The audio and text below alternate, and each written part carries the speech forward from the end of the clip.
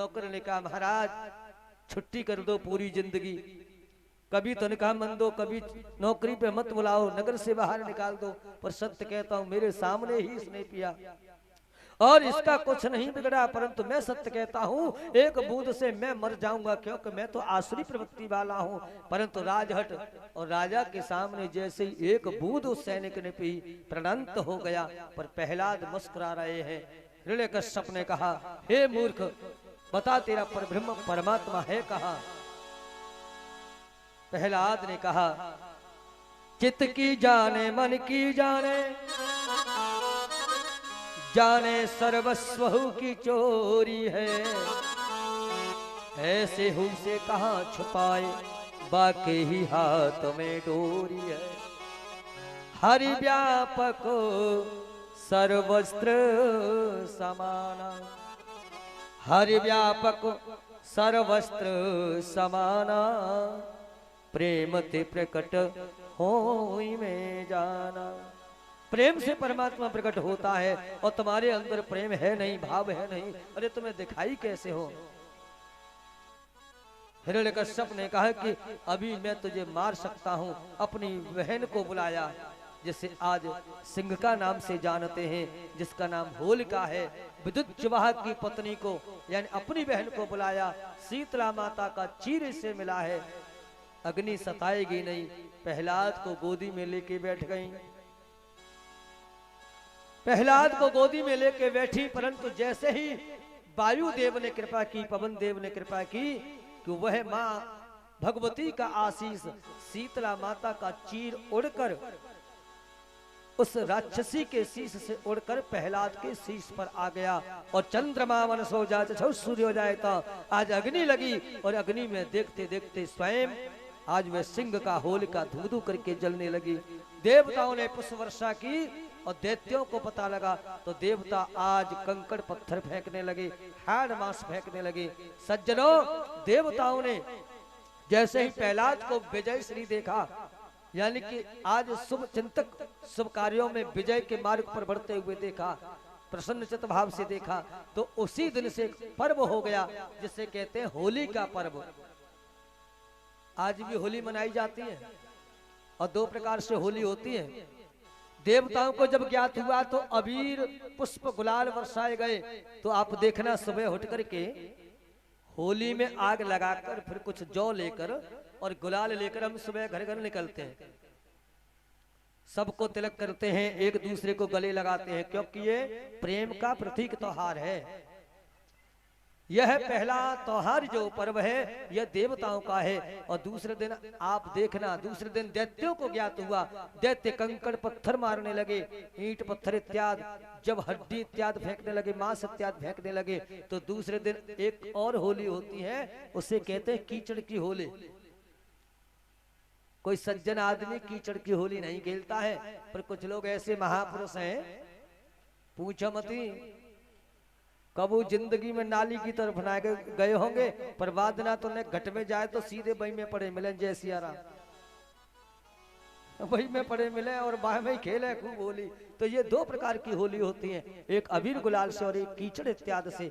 तो कीचड़ की इत्यादि मानव संस्कृति कहती है कि हमें होली नहीं खेलनी चाहिए, क्योंकि हम देवज्ञ रूप से हैं, देवताओं के सानिध्य से हैं, देवताओं के साथ में, भक्तों के साथ में हैं। अब जो होली खेलते हैं वो अपना अपना निर्णय कर लेना कि तुम प्रहलाद के साथ में हो या हिरण्यकश्यप के साथ में हो। ये होली है तुम निर्णय करना। बोले भक्तवत्सल भगवान की।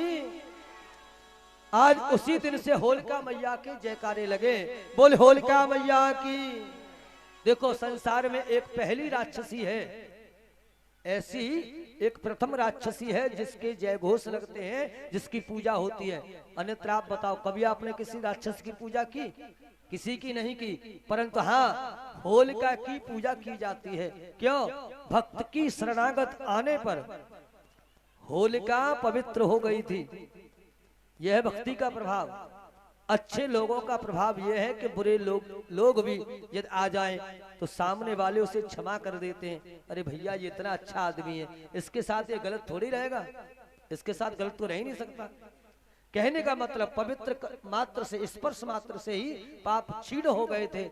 इसलिए होलिका को वरदान दिया था देवताओं ने कि जगत संसार में आपकी पूजा होगी माता की तरह। तो यही कारण है होली का पर्व और होलिका की पूजा की जाती है।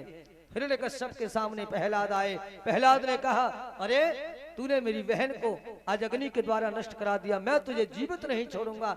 खड्ग उठाया और जैसे ही खड्ग उठा करके मारना चाहते हैं, प्रहलाद ने कहा, पिताश्री अभी भी सोच लो, विचार लो।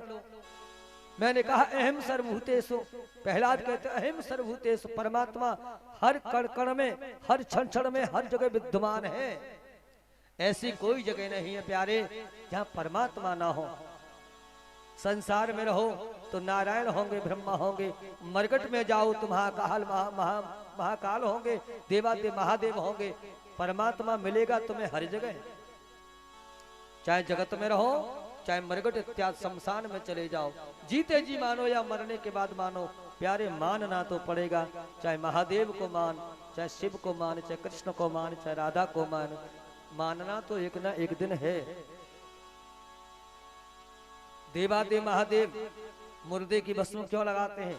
इसका यही कारण है कि जिसने नारायण नहीं माना, ब्रह्मा नहीं माना, और मरने के बाद वह पापी जब जाता है, लोग कहते हैं राम का नाम सत्य है, और मैं सत्य कहता हूं कि देखो उस अभागे को वह अंतिम नाम सुनाया जाता है। और जिस राम के नाम को सत्य बताते हुए उसे मेरे सानिध्य में जला दिया जाता है।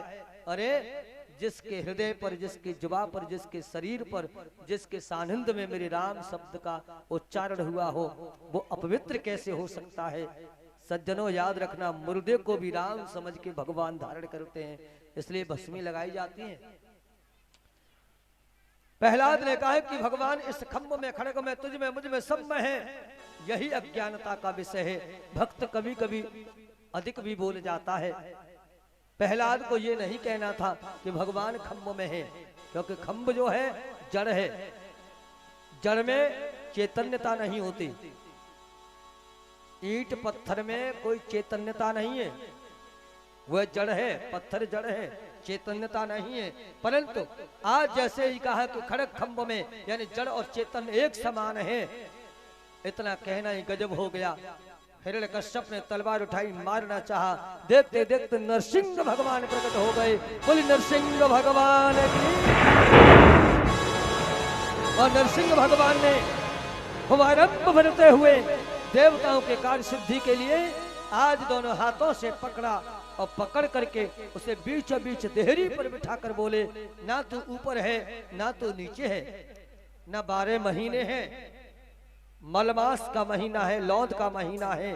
तिथियां अधिक घट जाएं, बढ़ जाएं, उन तिथियों को जोड़कर एक महीना बनाया जाता है। उसे कहते हैं लौंद का महीना, मलमास का महीना, अधिक मास का महीना, पुरुषोत्तम मास का महीना। तीसरी साल में जाकर के यह मलमास का महीना पड़ता है। लौंद का महीना जो होता है, अधिक मास का मतलब है अधिक एक महीना, मास यानी महीना, अधिक माने ज्यादा, यानी कि जोड़ जाड़ कर तिथियों को अवतरित करके मैंने तेरे लिए एक महीना बनाया। अब ये त्रयोदशी यानी 13वां महीना है। सिद्धांत मत शास्त्रोक्त हमारे यहाँ आज जो त्रयोदशी संस्कार करते हैं, त्रयोदशी संस्कार इसलिए ही करते हैं कि 12 महीनों में कोई देवज्ञ मरा हो, परंतु मान लो किसी दिन कोई अधर्मी मरा हो, त्रयोदश महीने में, लौद इत्यादि के महीने में, हमने कभी उसके लिए कुछ ना किया हो, तो इसके निमित्त हर आदमी का आज भी त्रयोदशी संस्कार होता है। त्रयोदश का मतलब होता है 13वें दिन। वो बात लगे तुम पर समय ना हो तो 10वां कर लो, 11वां कर लो, 12वां कर लो, वो बात अलग है। पर शास्त्रोक्त विधि से त्रयोदश संस्कार किया जाता है। और सुहागिन स्त्री इत्यादि अगर हो तो त्रयोदश, और सुहाग से परे हो तो 12 इत्यादि का भी किया जा सकता है। तो ये लोक रीति है संसार में।